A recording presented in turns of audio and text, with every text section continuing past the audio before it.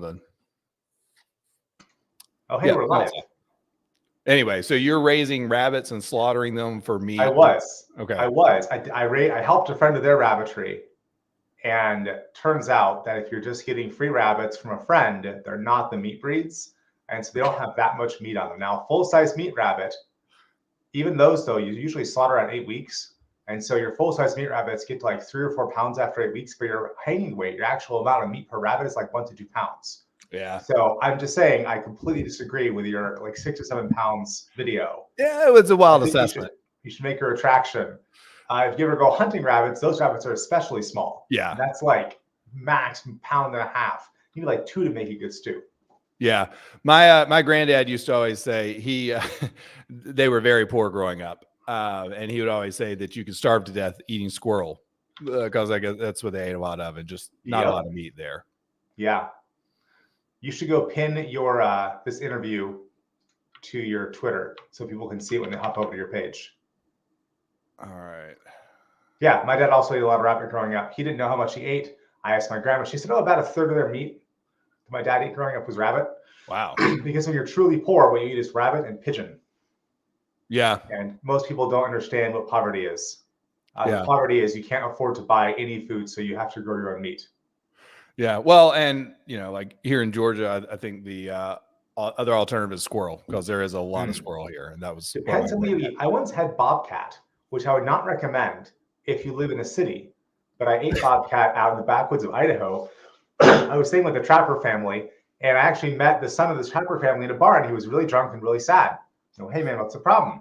And he said, I've been killing bobcat my whole life, but I've never eaten bobcat. We start talking to this guy more. It turns out his parents, who were no longer dirt poor, when they were first starting in trapping, they were really poor. So they had to eat anything they caught.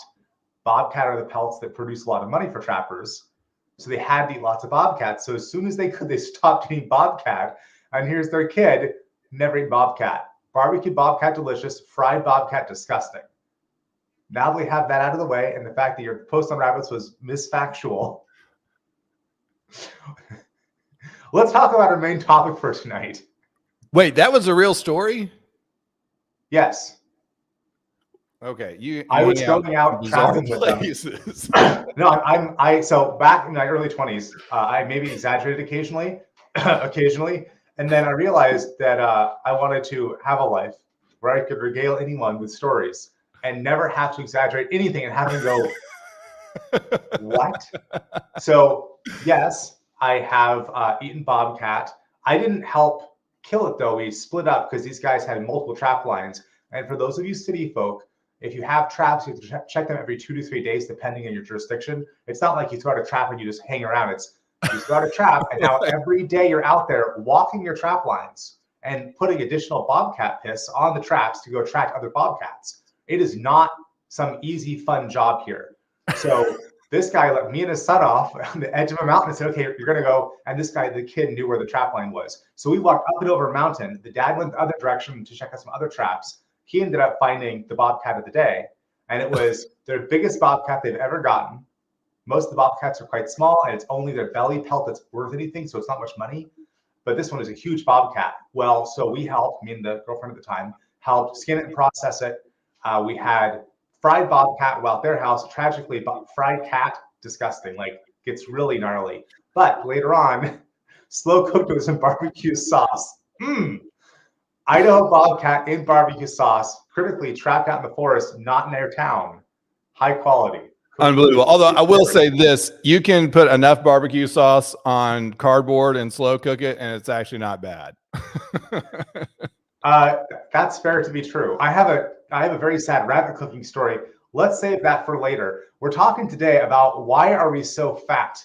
And why are people who in their ideology would talk a lot about spiritual health and political health and yet turn their bodies into temples of disgust? Wow, I like that lead in.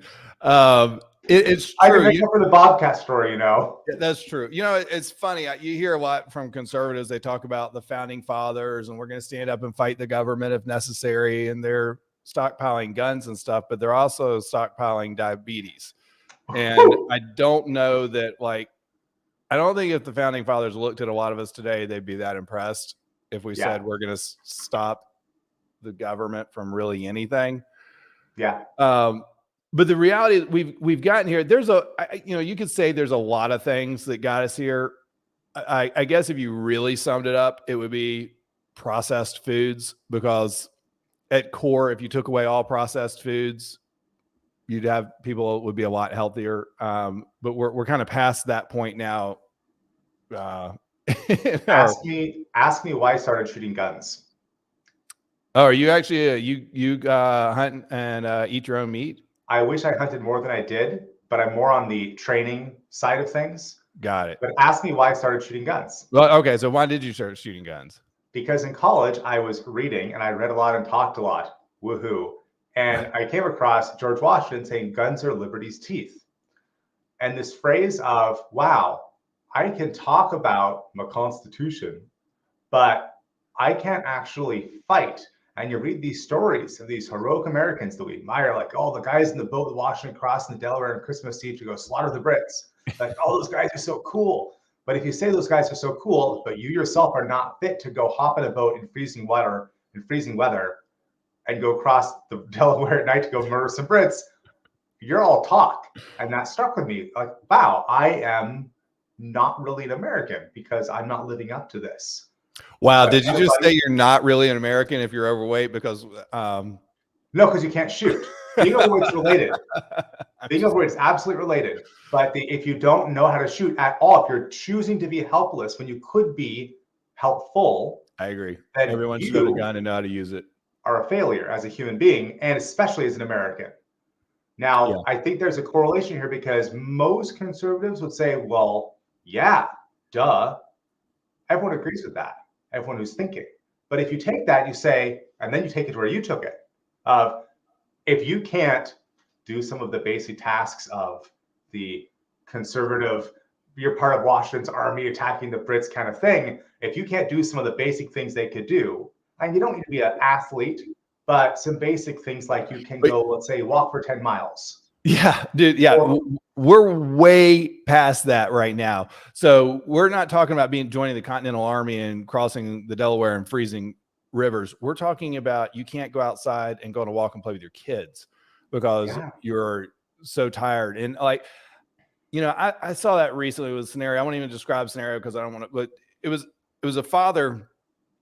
He couldn't hardly do something his young son, maybe 4 or 5, was asking him to do because he was so big. And I know I give people a hard time about stuff, but like, God, that killed me. Just seeing that. And the thing is, like, so many people, they're going out there and they don't, because guess what? The government fucking lies to you. Big food lies to you. Big pharma lies to you. People don't know how they found themselves in the situation. They're not lying. They're maximizing profits in a risk-free environment where there's no consequence for telling things that aren't true. Yeah. Well, they're lying. There's no jail time. Yeah. Right? There is continued career advancement.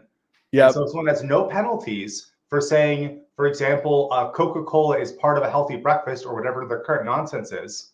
It's not their fault. They're making money doing it. We're not doing anything about it. It's us who are buying the Coca-Cola. Oh, I agree. For breakfast. And look, the conservatives are doing it. And not to mention, we fund, that's a whole nother thing. We give billions of dollars to Coca-Cola, the federal government, on food stamps. I don't know if you're aware of that. I want to say it's like 44 billion a year in the New York area. I mean, it's insanity. The number 44 million, I think. The number billions nationwide. That gets to how there's these big problems that you can't fix and I can't fix. And it's tempting in the face of the big problems to say, we're doomed. I might as well not even try. But part of what the message you have right now is that that's BS and that's being a wimp and that's not being in Washington's boat crossing the Delaware. So you should unwimpify yourself and do something else, which get yourself healthy for if for nothing else is for your kids. And look, I was not some morbidly obese individual or anything like this in the past, but I was 40 pounds overweight. You wouldn't even really thought I was that much overweight because I'm tall. I kind of hide it. But I lost 40 pounds and I've thought about that later. My 6-year-old weighs, I haven't weighed him lately. He's like 45 pounds ish. I was carrying him around all the time without carrying him around. That is nuts. Like, how would I expect to be able to, you know, if you take the kids hiking and he falls down or he just gets tired because he's 6 or whatever happens. My 6-year-old evidently does not get tired, but whatever happens, like, you're going to have to carry the 40, 50 pounds of overweightness you've got, plus the 40, 50 pounds of your kid back. Like, it's going to be difficult. And you don't want to be the father that can't pick up your child and carry them when they need help, or your spouse or anyone else. We were meant to be able to do these things. And we've gotten to a point in society where, again, back to the walking thing, people can't even walk for a very short distance. They're talking about how tired and huffing and puffing they were. And look, that was me a few years ago too. I wasn't healthy. I ate like shit. I smoked. I did all the things that you shouldn't be doing. And I just, you know, started eliminating those things one at a time. And the most recent thing that I got into was working out and actually lifting weights in the gym. And it's just been an absolute life changer. Like, I feel like I'm reverse aging, you know, and I'm post 35 and I feel like I'm reverse aging. I'm in better health and shape right now at 38 years old than, sad to admit, than I was when I was 25. And realizing that's a little rough on you mentally, because like, God, I cannot believe, you know, I wasted those years not building a stronger body, building a healthier body, you know, all the things you do, but you can't look back and dwell on it. The thing is, you can change and adapt and move forward. And it doesn't take a lot of time to turn around. You know, I was talking with someone that did our program the other day. At 2 months, he's down 25 pounds, and this guy's 60 years old. Never done anything like what that does for someone our age in our 30s. Dropping 25 pounds is good. But when you look at someone in their 60s, that might be the difference between, are you still going to be alive in 10 years or have your feet? Absolutely. Exactly. And diabetes, like, you know, type 2, especially, like a lot of people, it's incredible. I don't have the numbers in front of me. The number of people that are either pre-diabetic or diabetic in America right now is it's criminal. And again, what I was saying earlier is a lot of people, they don't have been talking to so many people that have been joining the program and stuff. And like, they just don't know where to start. And a lot of them think because of advertising, the government, if you look at the national, the health department, what they put out, their bullshit, like, it starts up here with the Department of Health, but that gets pushed down. It goes to the schools, it goes to the food companies, because they want to make Department of Health happy. Like you said, they just want to maximize profits. As long as these guys are happy and we're telling people this bullshit, then we're good with it. And it gets passed down all throughout society, and these common disbeliefs. And so, you know, I'm talking to people that are like, you know, they're overweight. They've tried everything. Nothing works to losing weight. And you find out that they're under the belief that eating healthy is eating fucking regular Cheerios instead of, you know, Honey Nut Cheerios. Or if you're, yes. Or if you're eating salad, like, well, all I ate was like some fucking leafy greens and like this kind of drizzle on it with a cucumber and tomatoes. I'm like, where are the nutrients in that? Like, what's going to happen to your muscle structure? What's that going to do for it? Like, where's your energy going to come from? And the other fucking thing that makes me so damn angry, I'm going to curse on this a lot because I'm going to talk like me, and we're technically on my stream, so you can't be too upset. It's all good, man. I'm just here to tell rabbit and coyote stories, bobcat stories. I never coyote story. But the amount of people that are told that they think they're doing the right thing when they go to the store and they get their bottle of milk or whatever it is, and they're getting the low fat or non-fat. It's unbelievable. And people are so shocked. And I'm like, no, get the real thing, actually. Get the full fat. And they're like, how can you do this? I'm like, I eat a ton of fat. I say it jokingly, but it's true. And I'm like, I snack on butter. And people are like, oh, okay, really? And I'm like, no, I literally eat butter. And people are like, how? And I'm like, yeah, I lost weight eating butter and steak. Like, if you want to simplify it. I grew up with margarine is healthy. That the smartest people knew margarine was healthy, non-fat milk was healthy. And it wasn't until I was in my 20s hanging around with some medieval sword fighters, which is its own kind of micro sport, if anyone wants to look it up. And a lot of those guys, Olympic level athletes in terms of their intensity of training, including ignoring the conventional wisdom and eating meat heavy diets, training really hard, and being very mindful of things like, one of my teachers, he didn't really eat bread unless it was paired with a steak or some kind of serious meat and fat. Yeah. Because bread slows you down. And once you understand that, so much of the world becomes like, wait a minute, bread slows you down? I thought bread was food. And my dad will say, well, bread was the staff of life. And I'll say, Dad, that's not the bread that you're eating now. You can't even get the wheat that we had back then. You cannot get it. It doesn't exist anymore. There's glyphosate in everything. Yes, and so you got to figure out how can you go avoid poisoning yourself. So it's not as easy as it was 100 years ago to eat well. My grandma could grow some broccoli in the ground, and that broccoli is like 8 or 10 times as nutritious as today's broccoli. So it's just not as easy, and people do need a plan, even though you should eat healthy. It's not easy. You should just follow your eyes. Yeah, it's not as easy as it was, but it's not as hard as people make it out to be. And that's one thing I've talked about with this program, the Conservative Body 30-Day Kickstart. We do as I want someone to come in and be saying, "Wow, Seth, this is pretty simple."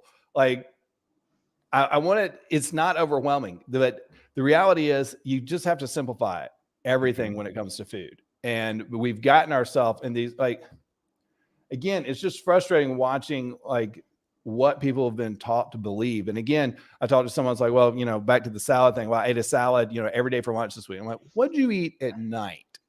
And it's like, well, off limits. Yeah, I know. But it's because well, I only had the salad. I did eat, I ate some chips and I ate this. And then all of a sudden some really horrific things start getting mentioned. And I'm like, okay, the reason you did that is because you gave your body nothing.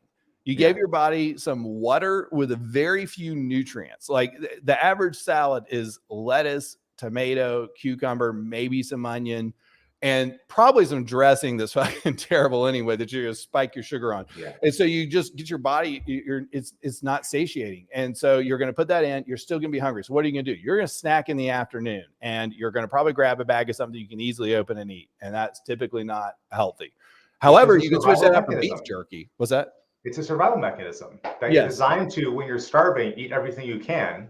And the other thing is too, this diet, it reprograms your mind as your brain as to what it is that your body's craving. Because when you start eating all those fucking terrible carbs, your body is going to crave them. It's a vicious cycle. It's like alcohol. It really is. And so you're going to continue craving it until you cut off the craving. And then you will actually crave when you reset your body, which is really what we do. And I like to do fast, and that's really helpful for it.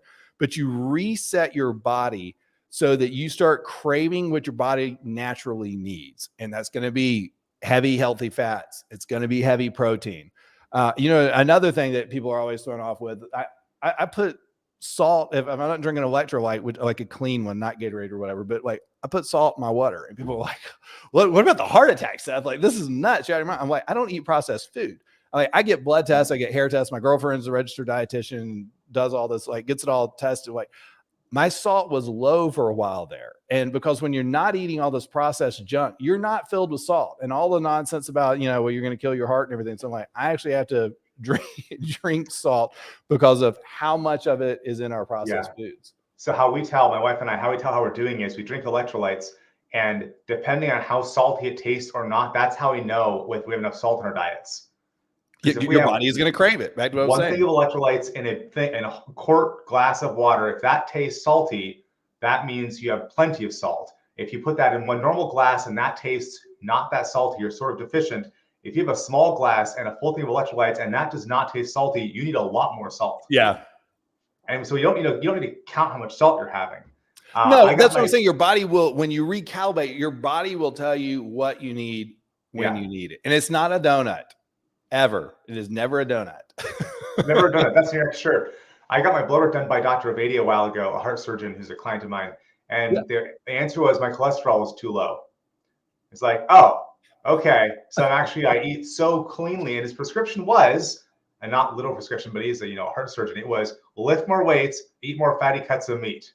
God, I love that doctor. And then also, I know you're talking about it, actually. I like it. More eggs and more cheese, because I hadn't been eating that much cheese. And it's like, hey, man, this is what you should do. Of course, there's medical interventions if your cholesterol is too low, and there's drugs, but really it's lift more weights, eat more fatty cuts of meat, and have more cheese in your diet. Absolutely. I don't eat processed food very much. Yeah, pretty much hardly ever for me as well. And by the way, the eggs, that's another, it's a great source for so many things. But one thing back to protein is the key to so much of this. And so many people are way under eating protein. So I have to be, when they come into the program, I'm asking, like, kind of what's your health history? What, situation you're trying to lose X amount. You think did you once weigh less and you gained it back, lost it, all this kind of stuff. And one thing, so I was talking to people about protein. And I am just like, it kills me when I hear the lack of protein that they're eating. I'm like, no wonder, because if you eat enough protein, quality protein, animal protein, you're going to satiate your body. You're not going to be hungry. And so you're not going to overeat in other areas. So I'm always like, eat your protein first. And when I hear people tell me what their meal is, their protein, they're like, and sometimes they come to me almost like kind of proud, like, yeah, well, I ate this. And I'm like, that's 4 ounces of protein, or that, it's like 2 eggs. I'm like, that's 12 grams of protein. Seth, I'm going to disagree with you here. If you have enough protein, it does not mean you will not eat other crap. What it means is you will be exposed to your emotional food addictions. Because if you're eating enough protein to satiate yourself and you know it, and you still go for those chips or that ice cream or that soda, you can look at yourself and you can say, what am I doing? Because I know it's not my body. It's telling me you have to go eat more. Well, that's a mental food addiction that you would be describing there. So that is a little bit, but if you do satiate your body with protein, you're going to crave less. And yeah, but like you're saying, you can have like a literal mental food addiction to certain foods. And hell, I had that to Red Bull till somewhat recently. That was the last of the vices. It's comfort. Is that so often we eat for comfort. And that's what I'm confronted with in my own food journey. More than anything else is, why am I eating right now? Because I eat not enough protein, but I eat a significant amount. Like breakfast today was about 4 eggs and I think 0.7 pounds of sirloin steak. And then I just had another half pound of steak. And so I'm eating enough protein, but sometimes I'm still like, I want to go, grab something at night. And then I think, okay, but why? Why am I trying to go put something in my body that is not the same thing as the person I want to be right now? Right. And you look at that why, and your program gives people the space to look at that why and look for some answers. Because if you don't ask the question, and also if you don't answer the question, you're not going down a good road. Yeah, for sure. And the other option, and one thing I've learned with people is to have, especially when you're starting out, because look, most of it, we spent our whole life eating like shit. Like if you knew how bad I ate most of my life, it's ridiculous. I essentially made fun of people who ate healthy because it was almost like, in my mind, it was like, oh, it sounded weak, It was a very typical male response to this. But if you have things that you can easily eat, quickly get, that's going to make it. And that's one thing we include in programs. Everything from actual recipes of things we make to actual pre-bought things you do. There's beef jerkies you can get that are sugar-free and not actually filled with shit. Not a lot, most of them are, but there are options, along that route as well. So there are a lot of other options, but it's having those readily available so that when you do have that craving, you think, oh, I want to go eat whatever it may be, whatever your bad habit food-wise is having that alternative that's easy to grab and eat. So what else is in your 30-day Kickstart? It's diet plans or food plans. It's examining how much protein you're actually eating so you stop lying to yourself. What else is in there? Well, it's teaching you a sustainable way of eating for life. It's not, it's a 30-day program, but it's not a 30-day diet. This is teaching you how to eat for life. And so many people look at these diets as well. I'm going to do this 30-day diet and lose 12 pounds for my sister's wedding and all that. I'm like, you won't have to do that if you change the way you look at food and the way you eat. And if you understand why you should be eating X versus Y. And so it's training your body on those things so that you can continue losing weight or staying thin once you get to whatever weight it is you're trying to gain. And it's also, it's the health factor of it as well. Obviously, everyone wants to look good. They want to be thin, but you want to feel good. And for me, it's been, again, life-changing, just getting healthy and then getting in shape and feeling the difference is incredible. And I see it with so many other people, and you're going to have so many changes from your life from that. So it's teaching you the things that will get you there. And, sometimes that's non-conventional things like, hey, we're having to put salt in our water because we're not eating a bunch of processed foods. And yes, we're eating items that are full fat, and we're eating red meat and, other healthy animal proteins. And so I think and no, we don't care about salads. Like if you love a salad, great, eat your protein, then eat a salad. But that's not a core meal. There's no core nutrients there for your body. And another, the older you get, the more protein you need. And I think so many people, I realize that it's the reverse of that or they treat it the reverse. they think, well, I'm getting older. I'm not out doing as many activities. I'm not doing this, that, the other. I'm cutting back on red meat and cutting back on protein. And it just like kills me because I'm like, no, do you understand what's happening to your muscle mass? A lot of times when I say muscle mass, people picture like a bodybuilder and all this. Like, that's not what I mean by muscle mass. Yeah. But you want to maintain your muscle because you're losing about 1% of muscle per year if you're not resistance training, strength training, resistance training. And from about the age of approximately 30, it can vary from individuals. So 1% a year from 30 to 60, 1 to 2%, I'm sorry, from 30 to 60, that's a big drop. And you look at people that are frail and falling apart, and it makes sense. That's just to maintain the level of muscle you have. And the number one reason for people, the cause of death for older people is falling because of the injuries that involve falling. And it comes weak muscles, they fall, and they have injuries that they, once you're older, they have trouble recovering from, which, by the way, protein will help you recover from.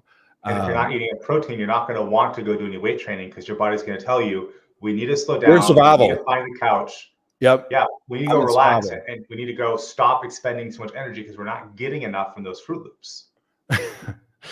Don't start me in Fruit Loops. You know, people sometimes wonder, they're like, why do people buy their kids Fruit Loops? And I think it's because there's a surprise in every box. But is there? Spoiler alert, is diabetes. Oh, okay. That's fair. I think we have a combination of misplaced nostalgia with just because our kids are happy in the moment if we buy them Fruit Loops, we confuse that with honoring our family. Absolutely. Honoring our children. It's one thing if you have an elder and they are in hospice, they're about to die, and they say, I want ice cream. I had a friend dying of cancer recently where he really liked ice cream in his last weeks. Like, yeah, man, have some ice cream. Like, you're almost dead. And then he died. And like, okay, I hope you got plenty of ice cream because he was almost dead. That's a great time to binge an ice cream if that's what makes you happy and brings you joy. But the cost of ice cream for kids or Fruit Loops and the cost of ice cream Fruit Loops for us in our 30s, there's a multi-decade cost for those 5 minutes of pleasure. And you wouldn't want that in other areas of life. For the most part, we don't admire people who go, those politicians that get in all kinds of trouble for doing all kinds of bad things, trading long-term suffering for momentary pleasure. We don't admire those people. We don't say, oh, that's my hero, man. That guy, he had an amazing minute of joy and is going to pay for the rest of his life. I want to be like him. No one says that. And yet, go ahead. When it comes to drinking beer or too much beer or whatever, like drinking Bud Light, they're like, man, we don't have the same level of saying that's not appropriate. That's not noble. Yeah. And it's funny. And it's kind of where I've gotten with my kids. And early on, I was not this way. But now when I see someone handing my kid like a soda and some bag of flavored sugar bullshit candy thing, they're like, handing these out somewhere. I'm just like, I didn't fucking go up and give your kid a beer. Like, why are you giving my kid poison in his body? Because once you know what that's doing to the body and what it's causing, it's just like, God, this is detrimental. Which comes to the culture change aspect and how the program you're talking about, it's not for the person who is taking your program. It is, but it isn't. Because we have pretty good evidence that obesity, diabetes, all these things they act like transmissible diseases. They're not transmissible in the same way as some other things like AIDS, but they're transmissible. And if you don't take care of your own health, especially as a man with kids and a wife, you're actually actively hurting them. You're not just dying early. It's not like you're suffering. It's not like you hurt your back and it's too heavy and you yourself are hurt. You're actually increasing their likelihood of obesity, diabetes, Alzheimer's, dementia, all these things by not taking care of yourself. Yeah. And you're missing out on so much of life. Like now I'm doing all these things that I wouldn't have ever thought, doing with the kids, camping out in the middle, and not doing just the pull up lot where you just get out and camp right next. But we're actually hiking into the woods and camping and doing all these things that I wouldn't have done with my kids if I didn't have the health to, drag 60 pounds of stuff through the woods for them. Yeah. And just having those moments and realizing like, you should be able to do that as a parent. Like if we are harming our bodies in ways that we can't do the things we were meant to do, then obviously we're doing something wrong. And again, this comes from someone that I was not doing these things, but I do know now the difference that it's made. And that's why I'm kind of like, all the time on my friends and stuff like this now, I'm probably a little bit annoying about it because I'm like, just cut it out and you'll see how great your life's going to be. You're going to lose weight. You legit will get energy. You know, it's like, oh, okay. But sometimes it's hard to sell on people what that is, because I think a lot of people don't see themselves being able to achieve that. And it's a priority thing. I have so many commitments. I don't have the time. That's one of the objections. There's a big fear of failure. There's a lot of people that they might see someone else that's super healthy and they're fit, they're in the gym and all that, but they don't imagine that they can't visualize themselves looking like that or feeling like that, because that's just not the way they are. That's what they've kind of built into themselves. And that's a limiting belief, I guess you could say, that people have. And I have a story. Getting past that. So I did not grow up weightlifting or anything like that. My dad did a lot of physical labor. His work kept him very strong and healthy. So I have no gym culture growing up. And then I did a excessive martial art, this medieval sword fighting thing, for a decade. So in my 20s, for free, I stayed in shape. Worked hard at it, but I didn't weightlift or anything. I just was doing like 50 pounds of armor, running around, attacking people. It was great. But problem was I stopped doing that. And what happened? You hit your early 30s and you stop doing your very intense sport. And now you're like, well, and you don't have the habits. Yes, maybe some good eating habits, but you're no longer doing lifting things. So I've had to go introduce into my life a gym habit, not because I grew up with it, or I really know what I'm doing at all. I'm the guy who has to watch YouTube videos in the gym. And I see people around me who look like heroes. Like, man, that guy's so ripped. Like, looking, like, that person's so cool. And I see old people in their 70s, 80s, 90s kicking ass. And I think, I'm so much less cool than them. But then today, Seth, I saw a kid, probably a teenager, maybe early 20s, spindly. And he was doing incline dumbbell presses with 15 pounders. And I'm pretty weak. So I started off with 30 pounders, but like today I was down at 20 pounders by the end of my sets. But there's this weak guy, 15 pounders. And I think that kid, I thought about stopping and saying to him, you inspire me, because if only I'd started when you are, I would be so much more than I am now. Thank you for inspiring me. I didn't, maybe I should have. But I wasn't that kid. I tell those kids in the gym all the time. I love Instagramming.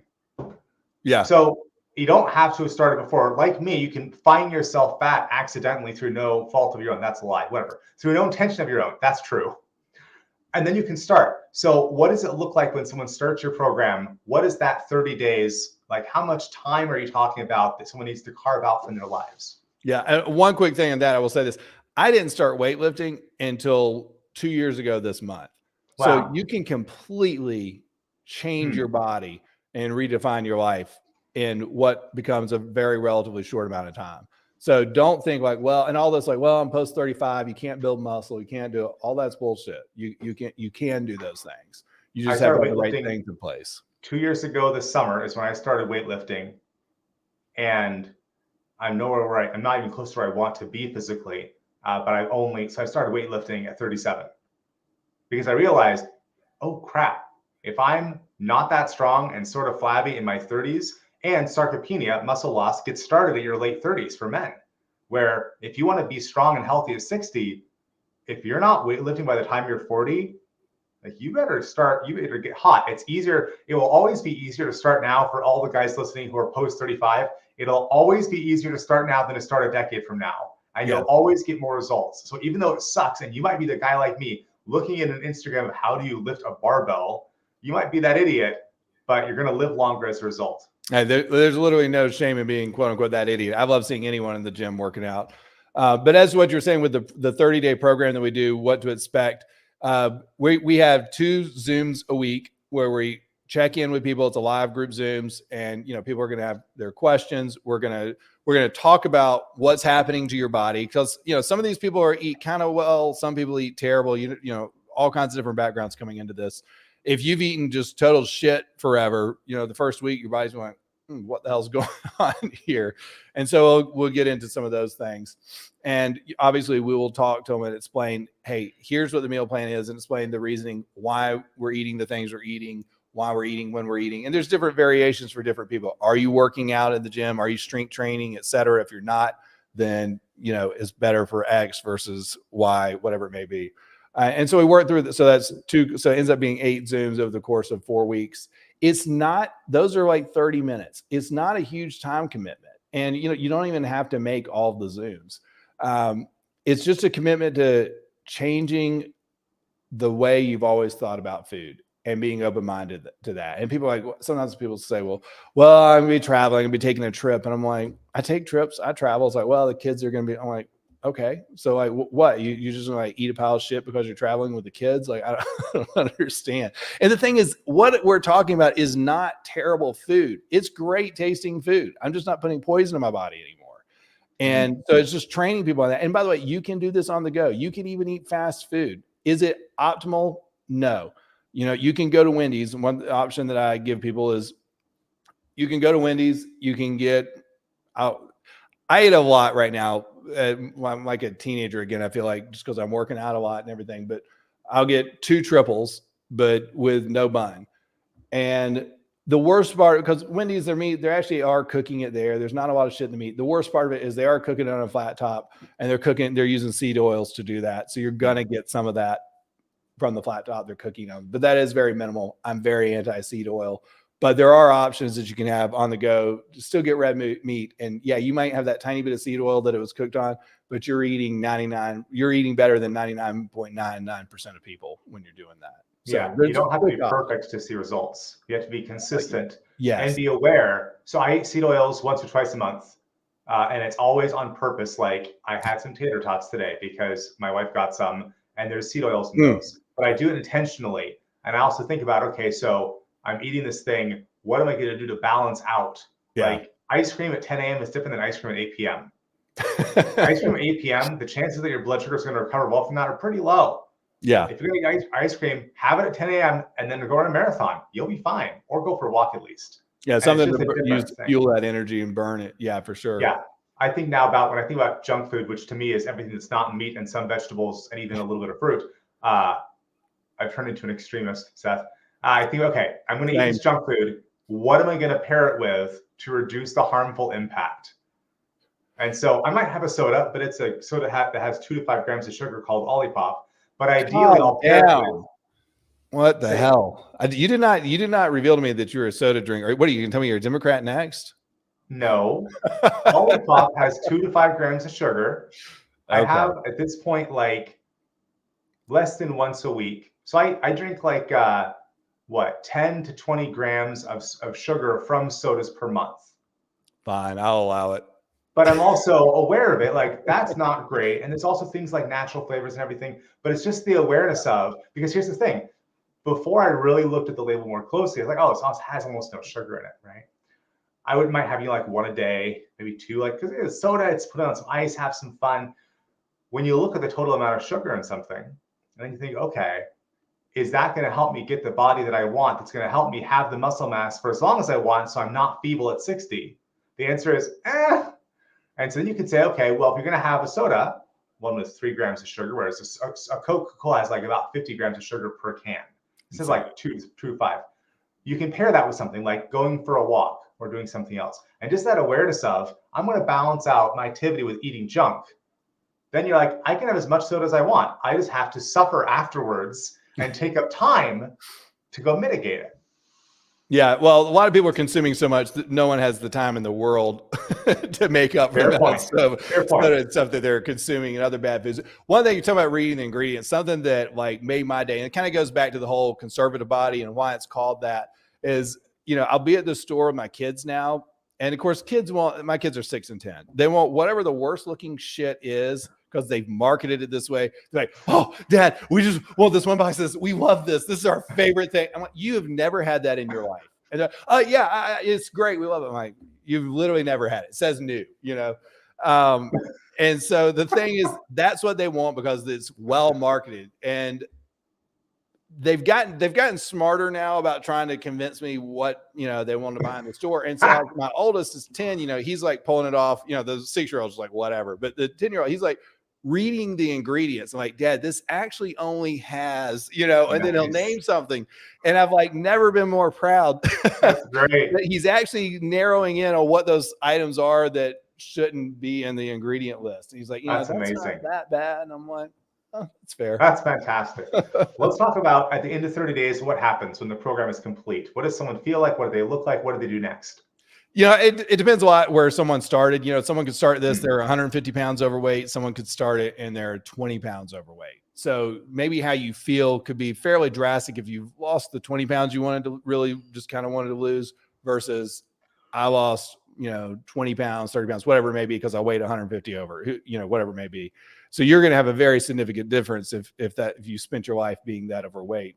You are going to obviously you're going to feel better, and the goal is to make this a habit of eating the way we should, and you're going to hopefully be at that point where you now have good habits about how you eat and you're craving real food because we were meant to eat real food. And I think that once you see those results for a lot of people, and I was talking to someone the other day that did it before, and he's like, I don't even want to. He was talking about being at the office with friends that are like, at 11:30, they're like all hungry and they're like already thinking about their lunch. He's like, I'm not even thinking about it. He's like, it's 2:30. And I'm like, oh yeah, I guess I'll, grab lunch because like my body has had enough protein. Like, he's talking about how he understands it all now. And I don't live by this, minute by minute potential hunger pains of having to, jump up and run to KFC or whatever it may be. And so I think it's realizing that you can have complete control of your health and that you going forward can be whatever the body and health that maybe you didn't imagine you would potentially be able to be prior. And I think when people, when it goes off in their mind, they're like, wow, I actually can be really in shape. I actually can be healthy. I actually can feel good. And oh, wow, I guess I'm not as depressed as I was. My body was just being fueled with shit for so long that I thought it was depression and that I was tired and worn out and wanted to lie on the couch because I was depressed. But guess what? It was just because I was putting shit in my body, but I've actually put fuel in my body and now I'm ready to go again. And so once you start having changes like that in your life, it's going to be a lot easier to convince that person like, hey, now let's start going to the gym. Because that's what we're going to do to them next. After the 30 days, we're going to say, hey, now let's go to the gym. That's beautiful. Where do folks go to get signed up? Conservativebody.com. We start the new round in 3 days from now. We start on the 10th, but the enrollment or whatever you want to call it closes in 3 days. You have to reserve your spot by the 8th, and then we start on the 11th, and then we go 30 days from there. And then after that, we'll do another one and so on. But and we're going to have once you can no longer register for this one, we'll have a wait list thing that goes up for the next month. But again, It's conservativebody.com. I found the accountability aspect of things to be really useful. I was in a men's group where we did a push-up challenge, and I was seeing every day, whether or not I did the 100 push-ups, I was seeing other guys say 100, 150, that guy was a dick. 200, that guy was really a dick. Like the accountability part of guys are posting over the minimum, and here I am struggling to get to 100. But it was really useful to have the accountability of there's other people suffering with me, and they're doing it. Yes. And so I was able to see that. Seeing that someone else can do it, someone else that's like you or whatever it may be, you're seeing that they can do it. And that is so huge to this. I can't stress this enough. There's just so many people that they have this fear that they're going to fail, that they're not going to be able to do it. They want to fail in front of me. They don't want to fail in front of the other members of the group or whatever. But it really does. It's amazing how much of a community feel you have with these things when you do them. And people just realize they're capable of way more than they thought they were. Sometimes they just need to know, yes, that accountability, but they also just need to know, hey, here's what you need to actually do. And it's not read what they tell you to do in the Department of Health. The ego hit of failure in a community will not kill you. Diabetes, heart disease, cancer, Alzheimer's, dementia will kill you. I like that. Choose accordingly. I like that. That's great. This has been good. I think everyone deserves good health. And if you've never experienced that, I eat way more cleanly now, and thanks to my wife in significant part, but I eat more cleanly now than I did in my 20s. And when I was, both younger, but also doing a very aggressive sport where what I ate, I was using so much energy running around, it didn't matter as much. Oh, for sure. And now I've cleaned up my diet. I've cleaned up my movement to a significant extent. I have a lot further to go, but I am in many ways stronger than I've ever been. 2 years ago, I got married a year and a half ago, had this really nice wedding jacket. It doesn't fit me anymore. Not because I'm fat, though I am fatter than I'd like to be, but my shoulders don't fit anymore. Because a year and a half of weightlifting, starting in my late 30s, having no idea, being part of the Instagram club of looking at people there, that change has led me to now look and say, I was really lean then because I'd done 75 hard just before and did no sugar for 75 days. So I was lean, but I wasn't strong. Right. And as I experience strength now, I think, wow, everybody deserves not just to be lean, but to be strong. Absolutely. And your program is a way for folks to change their brain around and perceive it's not like you should be slightly less fat than your friends and your family. It's that you deserve to be lean and you deserve to be strong, and is within your grasp. And your kids deserve it. Oh, yes, they do. For sure. You got any, I think that's it. I think we hit it all. I think we're good, folks. Take action to go and change your body. It will have a multi-generational impact. Very true. It's been great. Take care, folks. Take care.